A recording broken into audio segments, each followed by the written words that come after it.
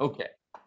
Officially too many meetings in one day, I think, on my Zoom account, and it wanted to shut everything down, but I am here and I'm ready to rock for you guys. Man, I know you go beast mode. I know you are a busy man with companies to run. So thank you all. Thank you for being here. And thank you all for being here with us today. Today, we have a very special guest, Justin Konikow from Ontario. Justin, welcome. Thank you for being here. Yeah, thanks for having me, John. I've been following your TikToks and watching your journey for some time too. So I appreciate you having me. Absolutely, man. I want to get right into it, but for everybody knows you as a rock star already, but do tell us how you got started. Sure. And what was your journey like? Yeah, so I was in marketing and advertising. I was in hospitality as well. I'd moved from Montreal to London, Ontario, which is the market that I work in. Worked for a gentleman named Mike Smith, did every job in the company that you can imagine. So I was a bouncer, a DJ, a barback, a supervisor, and then I was in management, and then I ran all of the marketing and advertising for all of his companies. I created a job for myself. He had a really cool, dynamic group of companies, but nobody spearheading marketing. And there was a lot of money coming in from the large companies and just not being distributed properly and implemented in terms of activations. There were 2 restaurants that were actually struggling as well from a branding perspective. And Mike was really cool, let me run with the companies and act like I own them. So what I did was I worked for him for 10 years. I would go in, I'd see what the issues were with the company. I would take a step back, build a plan of how we were going to reposition the asset. And then I'd go in and I'd work with the staff and the team to implement it, review, kind of just keep changing, right? Something that almost like functional project management, if you want to call it that, or adaptive project management. You create a prototype, go in and try it, come back and ideate. My wife actually was an MBA from the Richard Ivey School of Business, ran a consulting company in Yorkville. She was a dealer principal. Her parents have an automotive dealership, but she always wanted to do her own thing. And she kept pushing real estate. I fought her tooth and nail because I had a great job and I never saw myself as an agent. I just felt like every agent was the same, right? I'm like, set up a portal, I pick my own house, they open the door, they get paid, and they don't offer much in terms of sale. They all just put a sign up, lowest price in the market sets the price. Yes, she came up with the idea of creating a consulting company that happens to be specialists in real estate. So that got my interest. Got licensed in 2012. We worked for a big national for 2 years. I was in the commercial division. She was res. And then we formed our company in 2015. It was called Konikow Real Estate Brokerage. And it was me and her, an assistant, and then 1 agent. And I worked out of a tiny little office, just 1 foot in front of the other. And yeah, we built the organization to what it is today. And took us about 7 years now to get where we're at. Now we do everything. We're residential, commercial investments, agriculture. We do new development. We do recreational properties. I have teams and silos for the different things, and we cover Kitchener to Sarnia, Lake Erie to Lake Huron. And we're not a sales office, so we don't recruit. I've turned away probably 35 people in the last year and a half because we're very dialed in on what we are. And then the media branch came via need. So we built our company with content production. So I was just putting out a ton of money towards content production and doing it myself. Ultimately hired a creative director, graphic designer, producer, and everything to form a production company and a media agency. So that's all under like the Prime group of companies. Right. Then there's Prime Real Estate, Prime Media Productions, and Prime Media Agency. So that's the long and skinny of it. Oh man, that's great. So you've been through the grind, you worked for somebody, you built up his company, and then your wife was actually really passionate about real estate. That's how you got into it. And I want to touch on this a little bit because I just listened to your podcast with Dustin Brome, and great episode, by the way. You're different. You said you're a consulting company that happens to be in real estate. So I do want to get right into it where how are you different in selling a property or conducting the real estate business than other real estate companies or realtors? Well, I'd say from companies' perspective, it's completely different, right? Because I'm not in the business of advertising to hire agents. I don't recruit. I don't have a pitch. When agents get licensed and they come out of Humber and they call me, it's a very different conversation than I'd say 99% of the brokerages out there that typically the agent is interviewing the brokerage, not vice versa. Right. We're very different from the standpoint that has to do with, can I actually give that agent the business to support them? Am I able to give them the time to mentor them? And is there a proper culture fit? And it doesn't have to be that everybody's a fit for Prime and Prime's a fit for everybody. Mm-hmm. I want the right people that fit the culture. If you have a scarcity mindset and you're jealous of other people's success and, you know, you're not willing to put in the work, we're probably not a place for you. But if you are somebody that's willing to put in the work and you're looking to do real estate as a vehicle to create relationships, thus creating wealth, that's kind of our end game. But we got really clear on our core values and what we are, right? So I think that's the main difference from a brokerage level perspective. The other thing is our brokerage is, I consider a platform for our agents. And here's the conversation that most agents have when they're looking for a brokerage. They're just looking at the splits, right? Yeah. We look at, well, what puts more money in the agent's pocket? No different than if I'm discussing commissions with a seller. A seller can go with a cheaper agent. Actually, a seller can put a sign on the front lawn. They can pay no commission. Right. But if they pay me a commission and I can net them more money, they'll go with that every day if I can show them the path. You know, I had a discussion with Shannon. We gave out almost $1 million in referrals to our agents directly in-house at Prime last year. Wow. And there's only 20 active agents. The rest is salaried staff, but our average agent is very high producing. So that usually gets people's attention, right? Because I pay my agents to work at Prime. They can look at the splits however they want. If they do a net effective calculation, I'm paying them to be with me, because in another world, Justin can be like every other agent and just try to be the number one agent in the number one market. I hire a showing assistant, a transaction coordinator, and maybe a marketing assistant, and I do all of those sales myself. I keep more money, I make more money, but I'm far more lonely. So I think that's another way that we're very different is I'm actually in production, generating a lot of business that I use to help the team level up in the niches that they're actually in. And then again, I think that the production and the agency side of the business, I haven't seen another brokerage that's doing what we're doing in that capacity. And some of those things I keep in-house for the agents exclusively, and we don't actually tell anybody or work with anybody else in the real estate industry. It's just one of our competitive advantages, right? Absolutely. Wow. So you're creating a lot of value for agents. And guys, it's just like creating value for your sellers. A lot of times they think about splits in the brokerage sense, or, you know, in selling a piece of real estate, they talk about commission.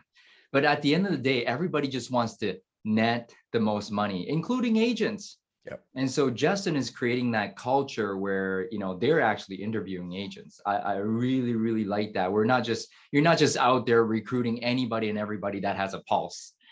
Right. So yeah, I think that's a good point from the standpoint. And like I said, my energy is a lot for some people, right? Some people don't enjoy the amount of training that we do. They don't enjoy the amount of leads that we distribute. They don't have the capacity to actually handle them. They don't know how to convert them. They're not willing to put in the time to learn those habits. And that's okay. Like, I know there's some agents out there that just want to play sports and be a socialite and build your business that way. And I think that's totally cool. I think there's amazing new construction people probably in the GTA that they get all their business doing no social media, and that's totally fine. I just think, you know, we're in a world moving forward where the agent brand is going to supersede the brokerage brand. So how can I position myself to support my agents to do more transactions with less paperwork, to brand them better than anybody can, and give them access to a network and a platform that they wouldn't have without me, then actually give them deals. Like every agency says, I give leads, right? Or, hey, you come in here and I'll tap you into this lead generation source. You just got to pay X amount of dollars for it. Right. And I laugh because internally I've interviewed tons of people, and there's maybe one or two people out of the, I'd say probably 50 to 100 interviews I've done at this point, that when I ask them, how many leads did your brokerage give you last year? They're always like 0, 0, 0, 0. Like maybe a realtor.ca lead from another agent or something along those lines. To me, that's kind of a false equivalency. And I tell them, don't listen to me because you think I'm just a broker that's telling you we give out leads. Right. Go talk to Jamie, go talk to Victor, go talk to Nathan, and tell me how much they got from Prime in terms of actual revenue in their pocket that they would not have had they not known me. And then deduct that from your cap, because again, this is another mistake agents make. I give you a deal. We split it 50-50. You think I just had to give up 50 to Justin. You never had that deal without me. So that 50 that's in your pocket, that's actually should be coming off your splits as a net positive, saying, hey, Justin gave me this deal. Right. Awesome. I paid him, say your cap was 30 or 25 or whatever it was. Say you gave me 20 and I gave you 50 in commission. You actually cost me 30 grand. and I paid you $30,000 to be here, right? So it's a mindset thing, but some people get it and some don't. Just like some sellers, you can show them how you're going to sell their house for 100 grand more, but they can't wrap their head around, but this guy will do it for 4% or you're whatever. I won't talk percentages, but people will argue about 1% on a deal and want to save 10 grand, yet they'll leave 100 on the table because they didn't have the right system, right? Wow. So you're providing a really great service to the agents. You're actually giving them deals. You're paying them to be at the brokerage. And that's why you're very careful. You're not just recruiting anybody and everybody. You're very selective to who you want to collaborate with. So that's amazing, first and foremost. And, I know you keep busy on this, the Prime media company as well. Tell us more about that company. So I actually I don't do anything on the Prime Media Okay. side other than high level ideating because I know the business. My creative director runs that. My graphic designers, my communications officers, they're the ones who run that entire organization. But like I said, they're an internal, I was the creative division and I was the agency at one point. I learned to run Facebook ads. You're doing it on TikTok. Like you are your own production company right now. Yeah. I'll use you as an example. Maybe one day you're somebody that hires an intern from a local university or college. They kill it and they take off a big workload of you having to edit those videos and save you 25 hours a week. You devote 25 hours a week to generating business that pays their salary off tenfold. That's essentially what I did. We just formalized it into an actual company. Okay. Gotcha. And so for agents who join your company, you're also providing that service to them to help them create content? Yeah. So they get there's a base amount of content that gets done by the company. And if you're in proximity, like if you show up to the office, you get to benefit from the fact that you're in the ecosystem and you get random things dropped to you. And we all know how valuable it is to have a stable of photos and videos that you can share at a moment's notice, right? Then there's a couple levels up from that depending on how hard you're working and what you're working on, we do some things for our agents just as a thank you for them being involved in running specific divisions. And then there's a level above that where say you're so busy that you don't have time to be in the office and in those areas, but you want to do specific types of things, you get prorated services that would cost you significantly more anywhere else to do. And you get also the fact that I'm ideating and creating. So even if you thought, well, I can just hire this little videographer over here and they'll do it for half the price, you're not getting the same ideas that you would if you use us internally because I'm in production. I create videos. I'm networking with the top creators on the planet. So that trickles down to the team essentially, right? Wow, that's major value proposition. So they come into the office, they get the basics done in terms of their social media, their content creation. And so they come into your company, they get leads, they get deals, and they get all that production on the back end all taken care of. Yeah, it's all, like I said, it's all part of the ecosystem and nothing's perfect, right? So I wouldn't allow anybody to sell a false sense of imagery that it's perfect, that, you just walk into the office and you get a stylized shoot and you get 40 images every single month.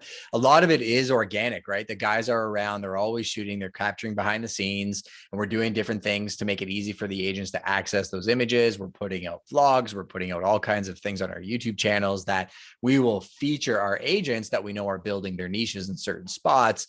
But it's a work in progress. And, when we started the production work within Prime and where we're at now, I'm sure we're even going to be even further advanced from this conversation next year. So again, we do quite a bit in the media space, but the market's moving at a breakneck speed too. So there's always that factors in of, finding the right times and moments to focus on the media versus the actual work. Yeah. Wow, you guys do so much on the creation end. When a seller hires you guys, you're doing a lot for the seller. And I want to talk about this a bit. The industry is changing. The industry is becoming more tech, and sellers are looking for even more services than before. How are you, adapting to that, and how will you guys come out on top in this whole thing?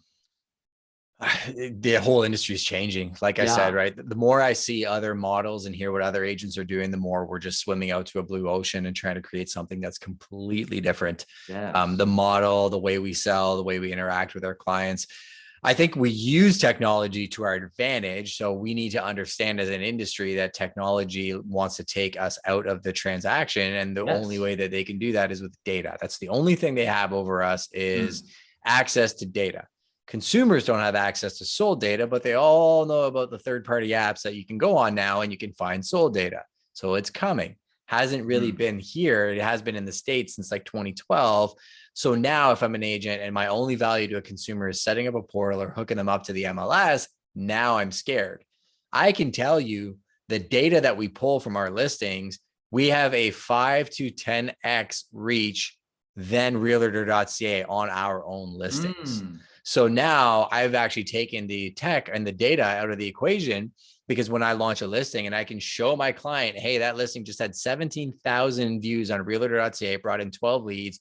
Check this out. My marketing brought in 40,000 views and 93 leads. Wow. What do you think the consumer's reaction is to that? And that's the reality of it, right? Like that's actually a real stat that I just pulled on a listing last week to show my value to a client. And that's, for me, is what we're gearing towards, is everything I explained to you about the brokerage and the platform. We are trying to scale people. Other companies are trying to scale tech, but I promise you, every person that I know knows 150 people. And if I scale people, people will win over the tech every single time. And that's what we're betting on. So we're using technology and system solutions for people problems, but we're focusing on the people before the profits. Interesting. So you don't believe that technology will ever take over people in the real estate industry and eliminate us altogether? It'll take over a lot of people. Like 70% of the industry can be gone tomorrow. Like Amazon could buy Berkshire Hathaway, put all the agents in a factory and pay them 1% if they wanted to, right? Like if Bezos was like, wow, this is a thing. Like if you really want to go down a wormhole, look at what BlackRock's doing, look what's happening in the States. Like, is real estate ownership even going to be a private asset class owned by people in the future? That's a question people need to ask themselves, right? So my thoughts are, our company, if I rely on tech, eventually I'm wiped off the board. Right. So I'm going the other way. I said I'm a contrarian. As much digital as I do, I'm actually looking at more print than I ever have before, because I don't want necessarily to rely 100% on tech. We have a great base in it and we have our systems and we're going to continue to grow that. But I also think that the people aspect of our business is the one thing that's undefeated, because there's no way that these tech companies or Amazon could come in, buy the data, right? They own all the data, fantastic, sold data and everything else as well too.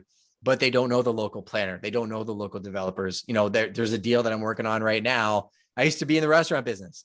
The agent that's running that new development bumped me to the front of the list because I used to let him pass the line every Saturday for like 10 years, right? But that's the reality of how these deals happen. Consumers want access to new development.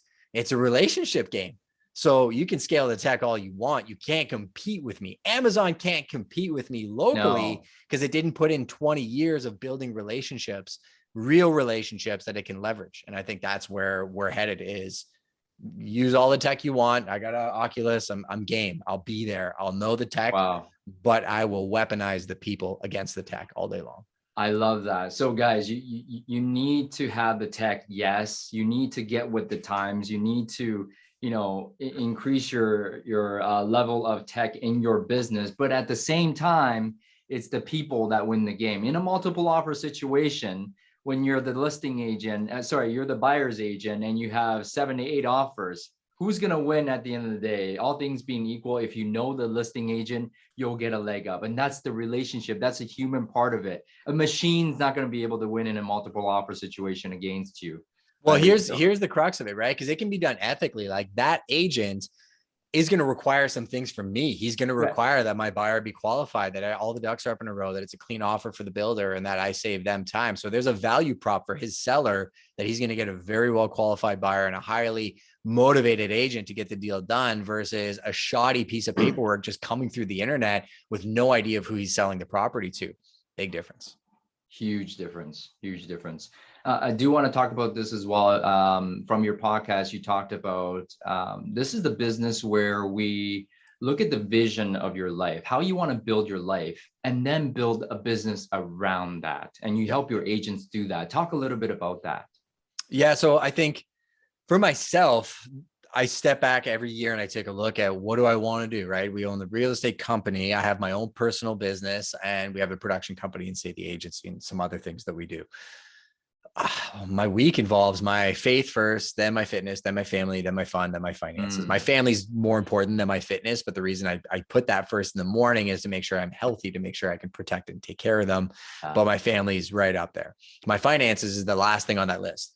Wow. So if I look at my schedule and I say, well, I got to take care of my faith, my family, my fitness, my fun, that's the life I want, right? I want to go fishing. I want to go paddleboarding. I want to ride my mountain bike. I want to travel. I want to do a lot of things. I want to eat clean. I want to be cognizant. I want to live a long life for my daughter. These are all things that I've thought about and I've put on paper, and I fill my calendar with like, how much of this do I want to do on a daily basis? Then I look at how much time I have left for my finances, and I look at where can I put my energy deployment to have the biggest impact. For me, it's being in production because my ears to the ground. I know negotiations, marketing, and sales better than anybody. I'm building a large worldwide network. So if my team's like, I need somebody in Israel, I can call Yogi tomorrow and say, hey, call him. Or I can call Daniel Daggers in the UK. Like, real relationships is what I'm building, and I'm in production. That's the life I want now, right? Maybe I'll want this in 10 years. My father-in-law still sells cars and crushes it, loves his life. He's so happy. And maybe that's me one day, right? Maybe I'm doing this forever and I'm okay with that. I know some people want to get out of production. They want to create recurring revenue streams. And I think that's okay too. Yeah. If I did that, I would drive my wife nuts. I need to be doing different things every day to satisfy this energy that you're seeing here. So that's my why and my path. But I think everybody needs to have the conversation with themselves and look for, what life do I want to create, and then find solutions to get them there. Oh, absolutely. That's beautiful. So really having that vision, what's important in my life, for you, it's faith, it's family, it's health. And then you build your work around that, and you actually enjoy your work. You can do this forever. So you got to ask yourselves, guys, what's most important to me? Right. So really, really think about that. I do want to talk about this as well. You had blown up on Clubhouse. Talk a little bit about that. Why Clubhouse, and why all the social media platforms, and should agents be on all those platforms? Again, it's got to speak to who you are as a person, right? You have to want to interact with people in that methodology. And Clubhouse was an app that I got last January. I had no idea how to interact on the app. And I just jumped in and I found the right people. Like William Tong was a guy I found on Clubhouse. He kind of showed me how to run rooms and how to network, and found a couple spaces. I found the real estate rooms, and then I found the entrepreneur rooms, and then I found the YouTube rooms. The YouTube rooms are interesting too, because I just got a text message from Benji Travis. I don't know if you know who that is, but he's got 7 channels, 2 million plus subs, billions of views. And he's on my podcast tomorrow. And that came via Clubhouse. I also have a developer meeting right after this call for 15 condo town units. And sorry, no, it's more than 15. It's a $15 million project that I got off doing a speech on Clubhouse. So when people ask me about that and they're like, well, why Clubhouse? Like, it doesn't have the same view count as, say, TikTok does or some of these other platforms. I'm building relationships with it. So for me, I'm not there for the vanity metrics. I'm there to build relationships, and it's helped me ideate. And everything I just said to you today, I'm able to just say it so easily because I've had this conversation 100 times. And that's why I love Clubhouse. But YouTube is actually the big thing that I'm working on right now. So YouTube over everything, probably Clubhouse second, and then everything else falls from there. Well, so why YouTube for an agent, do you think? Well, I would caution people that it's getting very busy very quickly. On YouTube, everybody's starting to do neighborhood tours and videos and everything as well too. So you're going to see that trend hitting, but it's making the phone ring. Our phone rings 20 to 30 times a month strictly off our YouTube channel. And that's not even a big channel. Really? Right? Yeah. Wow. And my personal channel has led to a lot of conversations like this and presentations. So, for me, it's a pretty easy why. And also down the road, I heard this. Roger Wakefield's a plumber, Dallas, Texas. You can look him up. One of the top plumbers in the area. Very, very busy. Millions of views on YouTube. His YouTube channel is a 6-figure business on its own, probably 7 figures up to this point. His main competitor spends $500,000 on TV advertisements, 25 spots a day. So think about it this way. One plumber is spending $500,000 to get the business he has and probably does very well. Another one is being paid by Google to do the same thing. Which guy do you want to be? Well, I want to net the most money possible. So YouTube's the way to go. You want YouTube to pay you. You don't want to pay YouTube, right? My objection to that, Justin, is it's hard to do YouTube. What do you say to that? Life's hard, right? Like it's hard to do YouTube if you think of it in short-term gain, right? My YouTube strategy is 5 years. 5 to 7 years is what a lot of the top creators took. So if you're not willing to commit to that, don't do it. That's fine. If you think real estate's easy and you get in the business and you get your license, it's not, right? There's no easy button. And I think too many people are running around looking for the easy. TikTok's not easy. Like, how hard is it for you to do what you do? And how many people are like, oh, as you're building, it's not easy, right? It's hard, but as you do it, you start developing a cadence and it gets easier. I would say it's even harder than prospecting in my early days in real estate. TikTok. Guys, life is hard. Thank you for that.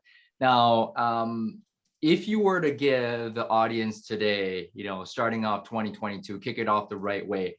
You talk about a lot of accountability and productivity hacks. What are 2 hacks that you would give the audience today to help us move forward? Easy peasy, batch your stuff.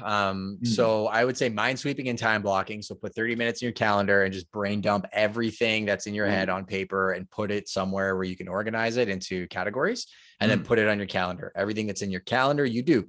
That's for me. I run everything off my calendar. The second is batch your communications. So create a folder on your Google bookmarks bar and put Facebook Business Suite, put your Messenger, put your emails, put everything. And then right click on that folder at 7:30 in the morning and open up all 5 links and don't do anything else for 30 minutes.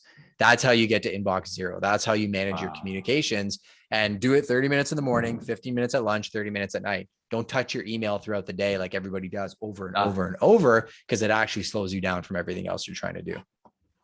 Brain dump for 30 minutes, guys. After we get off the call, put everything down on paper and organize it. Put it on your calendar. If it's not on your calendar, it does not exist. Justin, thank you for today. How can we follow you? How can we subscribe to your YouTube channel? And are you still looking for great agents in your area to join you?